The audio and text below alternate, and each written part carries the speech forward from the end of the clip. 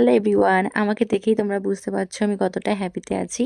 আর এই গিফটটা পেয়ে আমি আরও ভীষণ খুশি। আর এই গিফটটা দিয়েছে আমার খুবই প্রিয়, খুবই কাছের মানুষ, যাদের নাম আমি একটু পরেই বলবো।